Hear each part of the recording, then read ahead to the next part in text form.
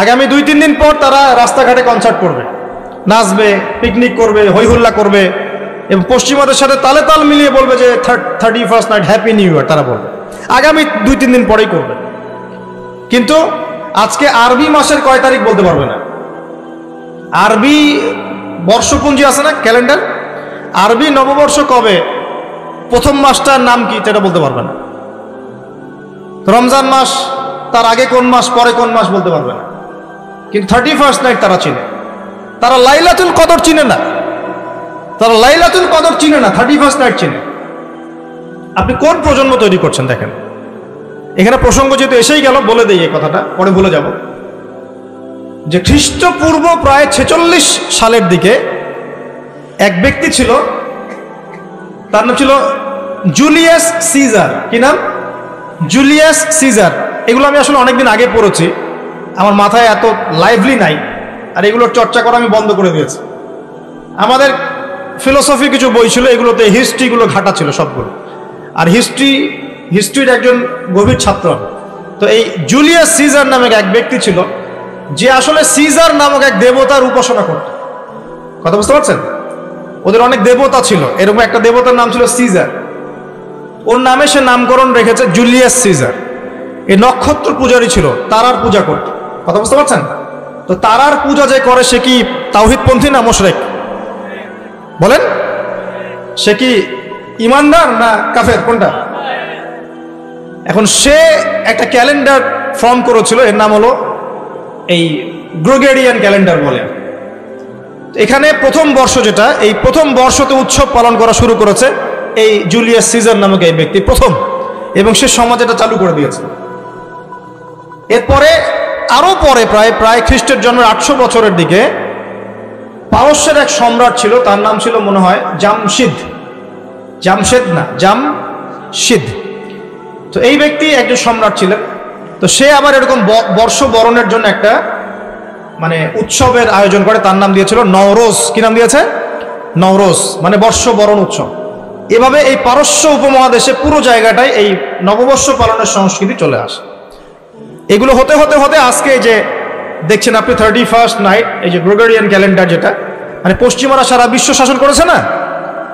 যখন ব্রিটেন সারা বিশ্বকে শাসন করছিল, আমাদের এখানে ওদের দখল ছিল না। পলাশির যুদ্ধের হিস্ট্রি জানেন না? কত বছর এখানে শাসন করেছে? প্রায় 200 বছর এরা এখানে শাসন করে নাই। নবাব সিরাজউদ্দৌলার পতনের পর থেকে প্রায় 200 বছর এই ভারতীয় উপমহাদেশ তারা শাসন করেছে না। এখানে এই গ্রেগরিয়ান ক্যালেন্ডার ছড়িয়ে দেওয়া হয়েছে। এখন আমরা এই যে 31st নাইটের উৎসবটা পালন করছি, শুরু করছি। এটা কি আমাদের উৎসব? এটা কি মুসলমানদের? কাদের হলো তাহলে? পশ্চিমাদের, রোমকদের, পশ্চিমাদের, যাদের সাথে ইসলামের দূর দূর পর্যন্ত কোনো সম্পর্ক নাই। আর নবী সাল্লাল্লাহু আলাইহি ওয়াসাল্লাম কি বলছেন শোনেন। আল্লাহ নবী বলছেন তোমাদের জন্য আনন্দের উৎসব দুইটা। কয়টা? একটা ঈদুল ফিতর, রমজান মাসে সম সাধনার পরে, কিয়ামুল লাইলের পরে, তারাবির পরে, তাহাজ্জুদের পরে, কোরআন খতম দেওয়ার পরে, যাকাত ফিতর দেওয়ার পরে, ত্যাগের এই মাসের পর আমরা একটা আনন্দ করি, ঈদুল ফিতর। করি কি না? সবাই আনন্দ ভাগাভাগি করে নেই, আলহামদুলিল্লাহ। ওই দিন আল্লাহ পাক কি করেন? আল্লাহ পাক রমজানের রোজাদার যারা ছিলেন সবাইকে মাফ করে দেন, আলহামদুলিল্লাহ।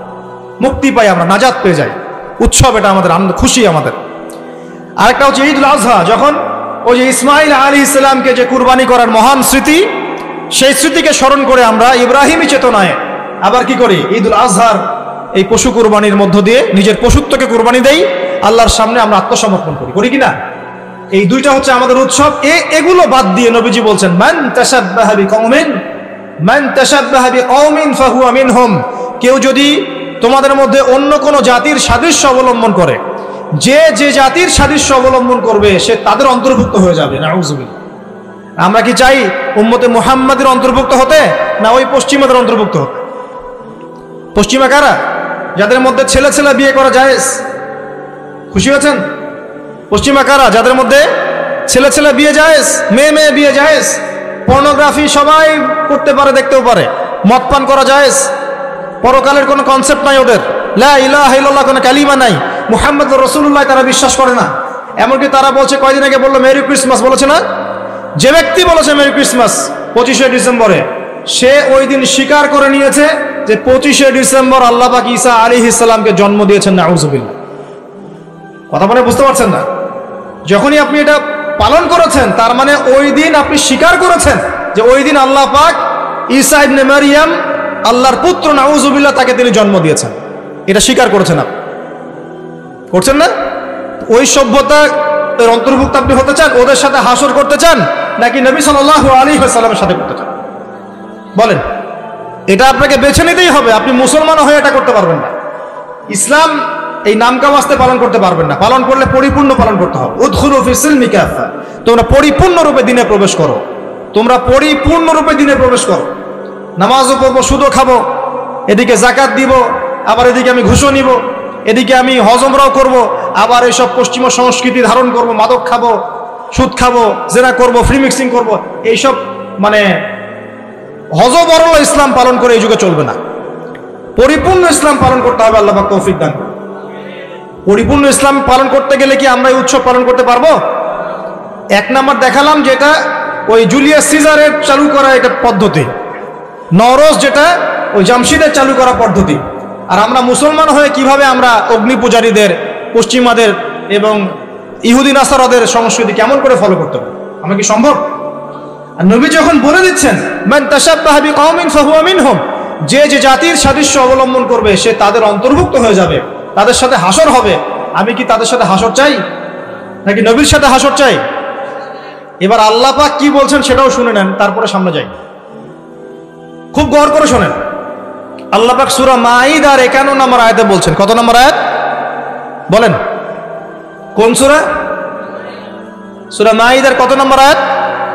আয়াতটা ভালো করে হজম করেন। আল্লাহ পাক বলছেন ইয়া আইয়ুহাল্লাযীনা আমানু, হে মুমিনগণ। মুমিন কারা? আমরা মুমিন না? আমরা আল্লাহ বিশ্বাস করি না? ফেরেশতায় বিশ্বাস করি না? আসমানি কিতাবে বিশ্বাস করি না? নবী রাসূলে বিশ্বাস করি কিনা? আমরা পরকালে বিশ্বাস করি? আমরা কি ভাগ্যের ভালো মন্দ বিশ্বাস করি? আলহামদুলিল্লাহ, আমরা মুমিন ইনশাআল্লাহ। বলেন আলহামদুলিল্লাহ। এই মুমিনদেরকে আল্লাহ পাক বলছেন ইয়া আইয়ুহাল্লাযীনা আমানু, হে মুমিনগণ, লা তাত্তাখিযুল ইয়াহুদা ওয়ান নাসারা আউলিয়া, তোমরা ইহুদ এবং নাসারাদেরকে বন্ধু রূপে গ্রহণ করো না।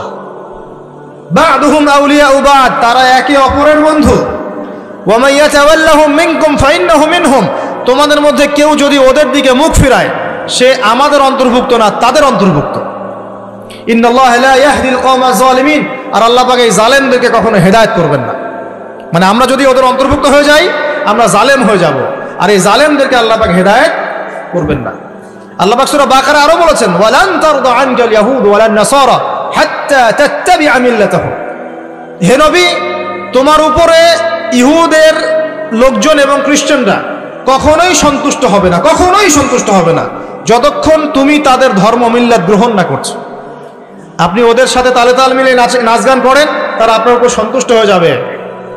আর আপনি যখন ওদের উপর তালে তাল মিলাবেন না, লা ইলাহা ইল্লাল্লাহ মুহাম্মাদুর রাসূলুল্লাহ নিয়ে থাকবেন, ওরা আপনার উপর সন্তুষ্ট হবে না। আমরা কি দুনিয়াতে ওদের সন্তুষ্টি চাই না আল্লাহর সন্তুষ্টি চাই?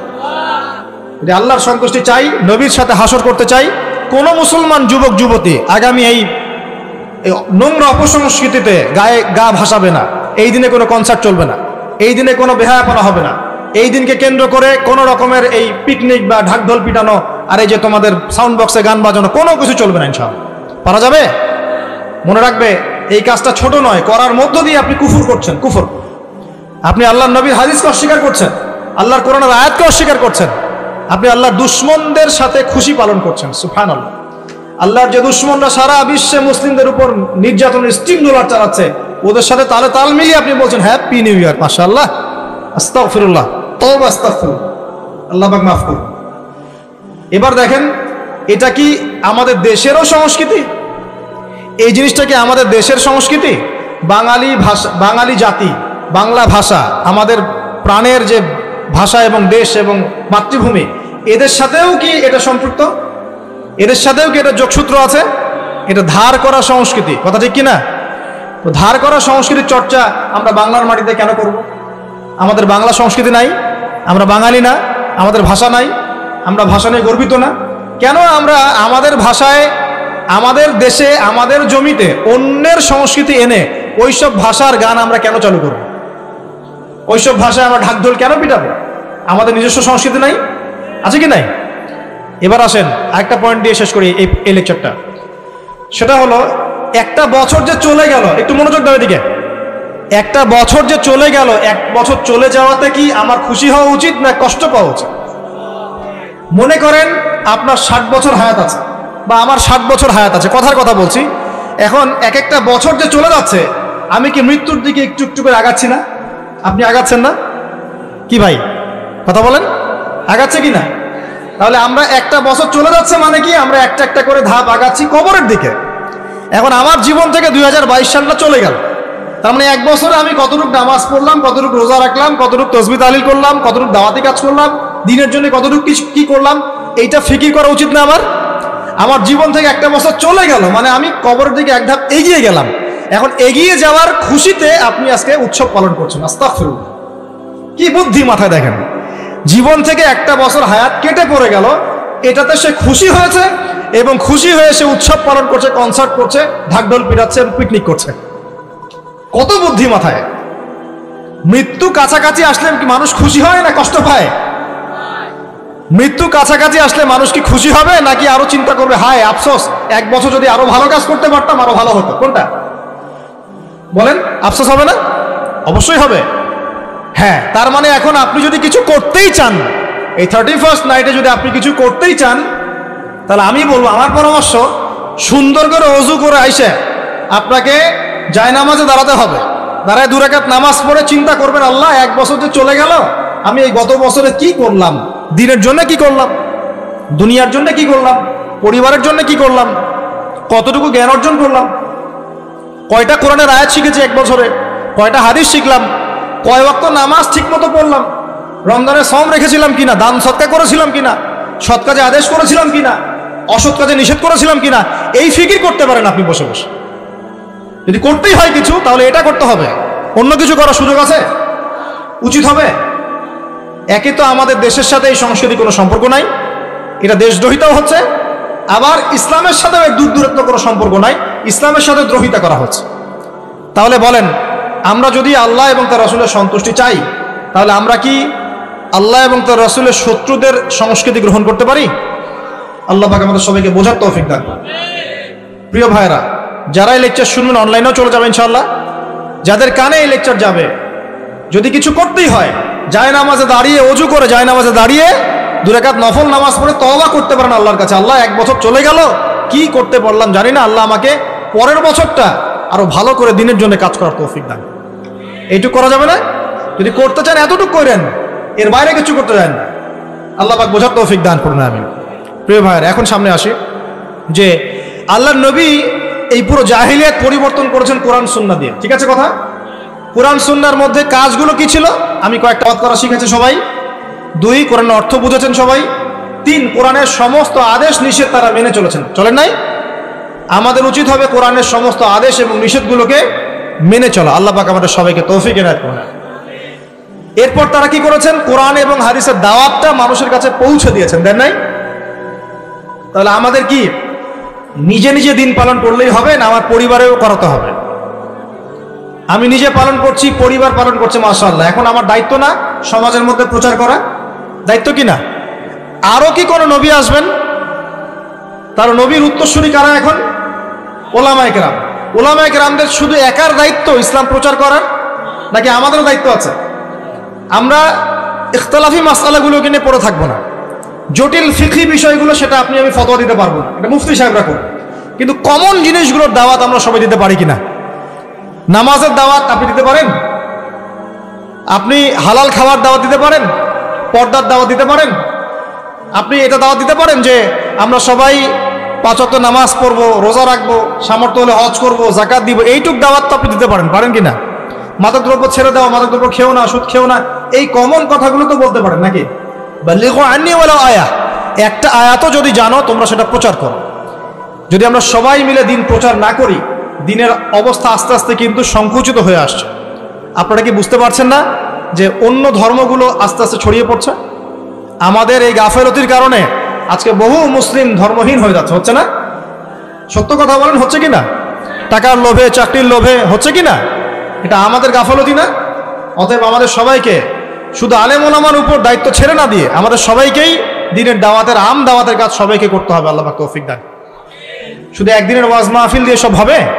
আজকে আমি আসলাম, হয়তো 1 বছর আপনার সাথে আমার দেখা হবে না হয়তো, তাহলে কি এখানেই শেষ? একটা ওয়াজ মাহফিল দিয়ে সব হবে? ওয়াজের কথাগুলো সবাই শুনবো এবং মানার চেষ্টা করবো ইনশাআল্লাহ, এবং সবাই মিলে আমরা আমলও করব, মানুষকে আমলের দিকে ডাকবো ইনশাআল্লাহ, আর সৎ কাজে আদেশ করব, অসৎ কাজগুলোতে বাধাও দিব ইনশাআল্লাহ। আল্লাহ পাক তৌফিক দান করুন, আমিন। এখন আস্তে আস্তে ফিনিশিং এর দিকে আসি। দেখুন আল্লাহ পাক তার নবীর মধ্য দিয়ে দিনটা প্রতিষ্ঠা করেছেন কিনা। দিন কি শুধু নবী সাল্লাল্লাহু আলাইহি ওয়াসাল্লাম একাই পালন করেছেন, না সমাজে প্রতিষ্ঠা করেছেন? এখন আমাদের কি একা একা পালন করলেই হবে, না সমাজে প্রচার প্রসার করতে হবে? আচ্ছা, তাহলে আগে কিছু বিষয় জানতে হবে। এক, আল্লাহ রাব্বুল আলামিন যে দিনটা দিয়েছেন, এই দিনটা পরিপূর্ণ দিন। কিরকম দিন? এই দিনের মধ্যে কিছু ঢোকানোর সুযোগ আছে, বের করার কোনো সুযোগ আছে? নাই। দিন ইসলাম পরিপূর্ণ কিনা উত্তর আল্লাহ পাক দিয়েছেন সূরা মাইদার মধ্যে। কোন সূরা? সূরা মাইদা 3 নম্বর আয়াত। আল্লাহ পাক বলছেন, এই আয়াতগুলো বাসায় পড়ে দেখবেন। আল্লাহ পাক বলছেন, আল ইয়াউমা আকমালতু লাকুম দীনাকুম, আজকে আমি তোমাদের জন্য দিন ইসলামকে পরিপূর্ণ করে দিলাম। ওয়া আতমামতু আলাইকুম নি'মাতি, তোমাদের উপর আমার নিয়ামতকে পূর্ণতা দান করলাম। ওয়া রাদিতু লাকুমুল ইসলাম দীনান, তোমাদের উপর দিন ইসলামকে মনোনীত করে আমি আল্লাহ সন্তুষ্ট হয়ে গেলাম। বলি সুবহানাল্লাহ। তার মানে আল্লাহ পাক দিন ইসলামকে পরিপূর্ণ করেছেন। কিছু ঢুকাতে পারবো? কিছু বের করতে পারবো? পারবো না। এবার আসেন, এই পরিপূর্ণ দিন ইসলাম ছাড়া অন্য কোনো দিন আল্লাহ গ্রহণ করবেন কিনা? উত্তর সূরা আলী ইমরান আয়াত নাম্বার 85। আল্লাহ পাক বলছেন, আল্লাহ রাব্বুল আলামিন বলছেন, ওয়া মান ইয়াবতাগি গায়রাল ইসলামি দীনান ফালা ইউকবাল মিন, কেউ যদি ইসলাম ছাড়া অন্য কোনো দিন বা জীবন ব্যবস্থা তালাশ করে, তার কাছে কশ্চিনকালেও এটা কবুল করা হবে না। তার মানে ইসলাম ছাড়া অন্য কোনো দিন যদি কেউ চর্চা করি, আল্লাহর কাছে কশ্চিনকালেও সেটা গ্রহণযোগ্য হবে না। আর এই ইসলাম আল্লাহর কাছে একমাত্র গ্রহণযোগ্য দিন, যেটা আল্লাহ পাক বলছেন সূরা আলী ইমরানের 19 নম্বর আয়াত। আল্লাহ পাক বলছেন, ইন্না দীনা ইনদাল্লাহিল ইসলাম, আল্লাহর কাছে একমাত্র গ্রহণযোগ্য দিন কি? ইসলাম। এবার আসেন সূরা সফে চলে যাই। কোরআনের একটা আয়াত কিন্তু একটা আয়াতের সাথে কানেক্টেড, মানে আয়াতগুলো মিলাতে পারলে আপনি পথ খুঁজে পাবেন, ঠিক যেমন আকাশের তারাগুলো মেলালে আপনি রাস্তা খুঁজে পান। এই জন্যে কোরআনের আয়াতগুলোকে আকাশের তারার সাথে তুলনা করা হচ্ছে। ফালা উকসিমু বিমাওয়াকিন নুজুম ওয়া ইন্নাহু লাকাসামুন লাউ তা'লামুনা আযীম ইন্নাহু লাকুরআনুন কারীম ফি কিতাবিন মাকনুন। এই সূরা আছে না সূরা ওয়াকিয়ার মধ্যে, আল্লাহ পাক তারাগুলোর অবস্থান স্থলের কসম খেয়েছেন, খেয়ে বলছেন কোরআন একটা মহিমান্বিত কিতাব, লা ইয়ামাসসুহু ইল্লাল মুতাহহারুন, পবিত্র সত্তা ছাড়া কেউ সেটা গ্রহণ স্পর্শ করতে পারে না। তানজিলুম মির রাব্বিল আলামিন, এটা আল্লাহ পাকের পক্ষ থেকে নাজিল হয়েছে। তো কোরআনের আয়াতগুলো কিন্তু একটার সাথে কানেক্টেড। তো এটাই বলছিলাম যে ইসলাম পরিপূর্ণ দিন, এটাই আল্লাহর কাছে একমাত্র গ্রহণযোগ্য দিন। এর বাইরে কোনো দিন তালাশ করলে কবুল করা হবে না। আর ইসলাম শুধু ব্যক্তি জীবনে পালন করার জন্য আসে নাই, বরং পুরো জীবনের সমস্ত ক্ষেত্রে পালন করার জন্য এসেছে। কোথায় দলিল? সূরা আলী ইমরান আয়াত নাম্বার 102। কত নম্বর আয়াত? আল্লাহ পাক বলছেন, ইয়া আইয়ুহাল্লাযীনা আমানু, হে মুমিনগণ, আমাদেরকে বলছেন হে মুমিনগণ, ইত্তাকুল্লাহ, তোমরা আল্লাহকে ভয় করো। কাকে ভয় করো? আল্লাহকে ভয় করো। হাক্কা তুকাতিহ, পরিপূর্ণরূপে ভয় করো, ভয় করার মতো করে ভয় করো। আর ওয়ালা তামুতুন্না ইল্লা ওয়া আনতুম মুসলিমুন, পরিপূর্ণ মুসলমান না হয়ে তোমরা মৃত্যুবরণ করো না। এখন বলেন, জীবনের একটা অংশে কেউ যদি ইসলাম পালন করে আর এক অংশে না করে, সে কি পরিপূর্ণ মুসলিম? উদাহরণ দিচ্ছি, মনে করেন আপনি নাউজুবিল্লাহ নামাজও পড়েন আবার সুদও খান, এ কি পরিপূর্ণ মুসলিম? একজন ব্যক্তি নামাজ পড়ে আবার সুদও খায়, মানে সে ইবাদত বন্দেগীর জীবনে আল্লাহকে মানে ঠিকই, লা ইলাহা ইল্লাল্লাহ এর উপর ঠিক আছে, মুহাম্মদুর রাসূলুল্লাহর উপর আছে, কিন্তু অর্থনৈতিক জীবনে গিয়ে সে আর লা ইলাহা ইল্লাল্লাহ মুহাম্মদুর রাসূলুল্লাহর মধ্যে নাই। কথা কি বুঝতে পারছেন? মানে জীবনের কয়েকটা ক্ষেত্র হয়, ইবাদত বন্দেগীর জীবন, ব্যক্তিগত জীবন, পারিবারিক জীবন, সামাজিক জীবন, পলিটিক্যাল জীবন, অর্থনৈতিক জীবন। জীবনের প্রত্যেকটা ক্ষেত্রে কোরআন সুন্নাহর হেদায়েত আছে কি নাই? এখন যদি প্রতিটা ক্ষেত্রে আমি কোরআন সুন্নাহকে ফলো করতে পারি, তাহলে আমি পরিপূর্ণ মুসলিম। আল্লাহ পাক সেটাই বলছেন, ওয়ালা তামুতুন্না ইল্লা ওয়া আনতুম মুসলিমুন, পরিপূর্ণ মুসলিম না হয়ে মৃত্যুবরণ করো না। তার মানে আমাদের সবাইকে জীবনের প্রতিটা ক্ষেত্রেই কোরআন সুন্নাহ পালন করতে হবে। আল্লাহ পাক তৌফিক দান করুন। আমি এখন এটাকে শুধু একা একা করব? আল্লাহ পাক বলছেন না, প্রথম দায়িত্ব হচ্ছে তুমি তোমার পরিবারের উপর আগে করবা। কোথায় করবা? কোন সূরা? সূরা তাহরিম আয়াত নাম্বার 6। কোন সূরা? সূরা তাহরিম আয়াত নাম্বার 6। আল্লাহ পাক বলছেন, ইয়া আইয়ুহাল্লাযীনা আমানু, হে মুমিনগণ, কু আনফুসাকুম, নিজে জাহান্নামের আগুন থেকে বাঁচো, ওয়া আহলিকুম নারা, তোমার পরিবার বর্গকে জাহান্নামের আগুন থেকে বাঁচো। দায়িত্ব পেলাম? ইসলাম পরিপূর্ণ পালন করব, নিজে পরিপূর্ণ মুসলমান হব এবং আমার পরিবারবর্গকে কি করব? জাহান্নাম থেকে বাঁচাবো। পরিবারকে কেমন করে বাঁচাবো? উত্তরে যে বললাম, বিয়ে করার সময় দেখতে হবে দিনদার মেয়ে কিনা, বিয়ে করার সময় দেখতে হবে ছেলে দিনদার কিনা, মেয়ের পরিবার দিনদার কিনা, ছেলের পরিবার দিনদার কিনা, হালাল খায় কিনা ইত্যাদি। তারপর পরিবার গঠন হয়ে যাবে, পরিবারের প্রতিটা কাজ হবে কোরআন সুন্নাহ মোতাবেক। স্ত্রীর সাথে সম্পর্ক করা, স্ত্রীর কাছে যাওয়া, সন্তান সন্ততির প্রতিপালন, রিজিক, বাড়িতে তালিম, ইসলামের চর্চা, শিক্ষা দীক্ষা, প্রত্যেকটা ক্ষেত্রেই কোরআন এবং সুন্নাহ মেনে চলে পরিবার গঠন করতে হবে। আল্লাহ পাক তৌফিক এনায়েত করুন। এবার কি শুধু পরিবার নিয়ে পড়ে থাকবো না, আমার আরো দায়িত্ব আছে, আছে কি নাই?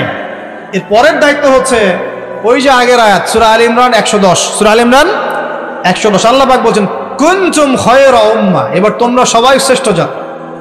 ব্যক্তিগত জীবন ইসলাম পালন করছেন, পরিপূর্ণ মুসলমান হয়েছে আলহামদুলিল্লাহ, জ্ঞান অর্জন করছি, আমল করছি, হালাল রিজিক খাচ্ছি, পরিবার গঠন করছি। এবার আমার দায়িত্ব আরো বেশি। এবার আমার দায়িত্ব কি? আমার দায়িত্ব হচ্ছে কুনতুম খায়রা উম্মাহ, তোমরা হচ্ছে শ্রেষ্ঠ জাতি। উখরিজাত লিন-নাস, তোমাদেরকে বের করা হয়েছে মানব জাতির কল্যাণের জন্য। তোমাদের কাজ তা'মুরুনা বিল মা'রুফ, সবাই এখন দাওয়াতি কাজ করবা, সৎ কাজে আদেশ করবা। ওয়া তানহাউনা আনিল মুনকার, সবাই মিলে অসৎ কাজে নিষেধ করবে। ওয়া তু'মিনুনা বিল্লাহ, আল্লাহর প্রতি ঈমান রাখবে। ওয়াল তাকুম মিনকুম উম্মাহ ইয়াদউনা ইলাল খায়র, ওয়াল তাকুম মিনকুম উম্মাহ ইয়াদউনা ইলাল খায়র ওয়া ইয়া'মুরুনা বিল মা'রুফ ওয়া ইয়ানহাউনা আনিল মুনকার। তোমাদের মধ্যে একটা দল থাকা চাই, একদল মানুষ থাকা চাই, যারা কি করবে? আল্লাহর প্রতি বিশ্বাসী হবে, সৎ কাজে আদেশ করবে, অসৎ কাজে কি করবে? নিষেধ করবে। আল্লাহ পাক তৌফিক এনায়েত করুন। এইভাবে করলে কি হবে? সূরা সফের একটা আয়াতের উপর আমল হয়ে যাবে। আর সূরা সফের আয়াতটাই হচ্ছে বড় পরিসরে ইসলামের বিজয়। এটা বলে শেষ করছি, শুনেন। সূরা সফের আয়াতটা হচ্ছে আল্লাহ পাক বলছেন, ভালো করে শুনেন। আল্লাহ পাক বলছেন হুয়াল্লাযী আরসালা রাসূলাহু বিল হুদা ওয়া দীনিল হক লিইয়ুযহিরাহু আলাদ দীনি কুল্লি। আল্লাহ পাক বলছেন তিনি সেই আল্লাহ যিনি তার পক্ষ থেকে হেদায়েত পাঠিয়েছেন, মানে কোরআন হাদিস পাঠিয়েছেন এবং রাসূল পাঠিয়েছেন। হুয়াল্লাযী আরসালা রাসূলা, তিনি সেই আল্লাহ যিনি রাসূল পাঠিয়েছেন, বিল হুদা ওয়া দীনিল হক, হেদায়েত সহকারে এবং সত্য দিন সহকারে। ইসলাম সত্য দিন না? ইসলামে হেদায়েত আছে না? হেদায়েত আছে, সত্য দিন আছে।